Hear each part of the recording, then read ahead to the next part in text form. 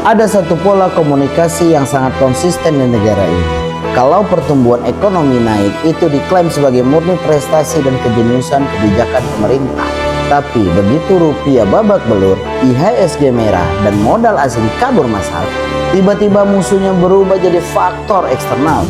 Amerika Serikat, geopolitik Timur Tengah, suku bunga global, sampai narasi seolah-olah Indonesia sedang diserang oleh konspirasi asing. Pertanyaan logisnya sederhana. Jika badai internasional ini menghantam seluruh dunia dengan kekuatan yang sama, mengapa daya tahan atap rumah kita berbeda dari negara tetangga? Apakah pasar benar-benar sedang menyerang kita? Atau pasar sebenarnya sedang membaca resiko tersembunyi di dalam rumah kita sendiri? Masalahnya ternyata bukan pada dolar yang menguat. Yang jauh lebih mengkhawatirkan justru ada pada apa yang tidak dijelaskan pemerintah di balik ruang sidang kabinet. Pasar keuangan global itu tidak punya hak pilih dalam pemilu. Mereka tidak ikut kampanye dan mereka sama sekali tidak punya emosi politik. Mereka hanya membaca angka, probabilitas, dan konsistensi regulasi. Kita belum masuk ke bagian terbesarnya, yaitu bagaimana sebuah kebijakan populis dalam negeri yang dipaksakan diam-diam telah menguras batas aman pertahanan fiskal kita sendiri. Sampai akhirnya pasar memutuskan untuk keluar. Mari kita bedah arsitektur sistemnya secara objektif. Mari kita letakkan datanya di atas meja. Beberapa waktu terakhir kita menyaksikan fenomena yang berjalan simultan.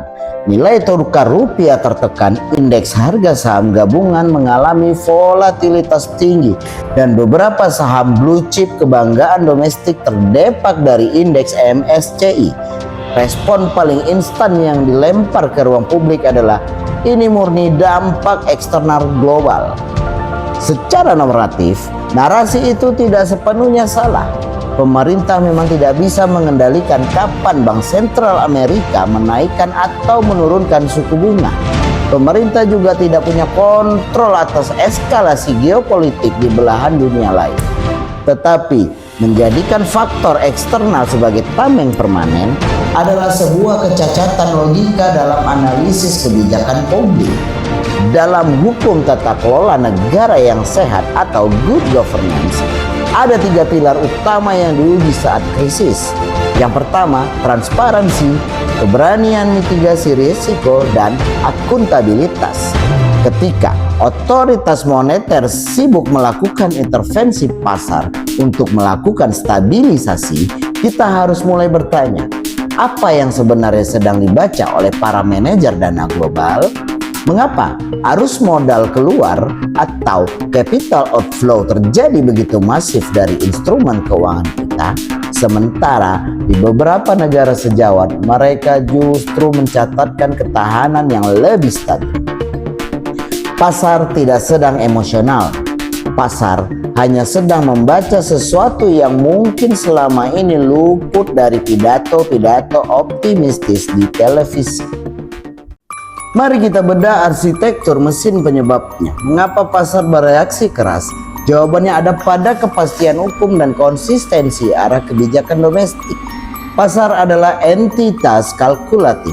Ketika sebuah negara mulai menunjukkan tanda-tanda mengorbankan prinsip kehati-hatian fiskal demi keputusan-keputusan yang bersifat populis, radar resiko investor langsung menyala merah. Berdasarkan perspektif hukum tata kelola keuangan negara, setiap rupiah yang dianggarkan dalam APBN harus memiliki kalkulasi mitigasi jangka panjang yang matang.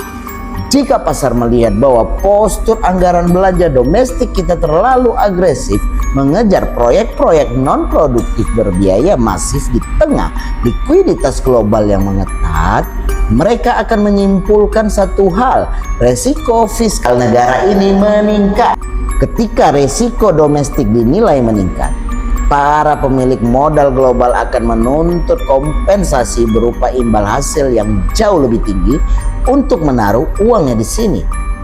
Jika kita tidak mampu memberikannya, atau jika regulasi kita dinilai sering berubah-ubah tanpa kepastian hukum yang jelas, keputusannya sangat sederhana.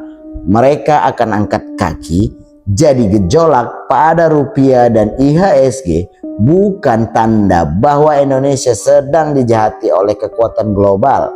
Itu adalah mekanisme pasar yang sedang melakukan koreksi objektif terhadap kualitas tata kelola internal kita sendiri. Negara tidak bisa menggunakan standar ganda. Untung diklaim sebagai hasil keringat sendiri, tetapi ketika resiko datang, kesalahan dipinjamkan ke pihak luar. Lalu kalau sudah begini, siapa yang menerima dampak terbesar dari semua volatilitas angka-angka di layar monitor bursa efek ini? Apakah para elit pembuat kebijakan? Jelas tidak. Dampak terbesar selalu berujung pada dapur rakyat kecil, pelaku UMKM, dan kelas menengah yang bahkan tidak pernah memegang satu lembar pun mata uang dolar sepanjang hidup mereka. Depresiasi mata uang berujung langsung pada imported inflation, kenaikan harga bahan baku industri domestik yang mayoritas masih bergantung pada impor. Ketika harga kedelai naik, harga terigu naik, biaya logistik membengkak, pelaku usaha kecil dihadapkan pada dua pilihan yang sama-sama mematikan: menaikkan harga jual dan kehilangan konsumen yang daya belinya sudah lemah, atau mempertahankan harga tapi mengikis habis keuntungan hingga akhirnya gulung tikar. Disinilah letak social tensionnya. Publik dipaksa menerima kenyataan hidup yang semakin mahal, sementara dari mimbar-mimbar resmi mereka terus disuapi narasi tenang bahwa fundamental ekonomi kita sangat kuat atau kokoh. Ada diskoneksi yang tajam antara realitas statistik di atas kertas dengan realitas piring nasi di atas meja makan masyarakat. Secara normatif, jika sebuah fundamental ekonomi diklaim benar-benar kokoh secara struktural dari dalam, guncangan eksternal seharusnya hanya memberikan koreksi jangka pendek sebuah riak kecil, bukan volatilitas struktural yang berkepanjangan dan menguras cadangan stabilitas kita. Jadi, apa jawaban akhir dari teka-teki ekonomi hari ini? Realitas terbesarnya adalah pasar sebenarnya tidak sedang menghukum Indonesia karena faktor geopolitik dunia. Pasar sedang mengirimkan rapor merah terhadap inkonsistensi antara retorika politik dengan realitas tata kelola fiskal domestik kita. Jika masalah ini sepenuhnya disebabkan oleh faktor eksternal, mengapa solusi-solusi mendesak yang akhirnya diambil justru berbentuk reformasi internal? Mengapa ada pengetatan di sana-sini dan mengapa ada penyesuaian regulasi domestik? Ini adalah bukti tak langsung bahwa ada bagian di dalam ruang mesin ekonomi kita yang selama ini longgar dan perlu dikencangkan kembali. Negara yang berdaulat secara ekonomi bukan negara yang tidak pernah terkena badai global. Negara yang kuat adalah negara yang konstruksi atap rumah kebijakannya begitu kokoh, sehingga ketika hujan badai internasional datang, ruang domestiknya tetap kering dan aman. Menimpakan seluruh kesalahan-kesalahan pada dinamika global adalah bentuk pengabaian terhadap kewajiban-kewajiban akuntabilitas publik yang diatur dalam prinsip-prinsip hukum tata kelola negara yang baik. Pelajaran berharga dari siklus ekonomi hari ini adalah transparansi komunikasi kebijakan jauh lebih berharga di mata pasar daripada sekedar rangkaian kata-kata penenang.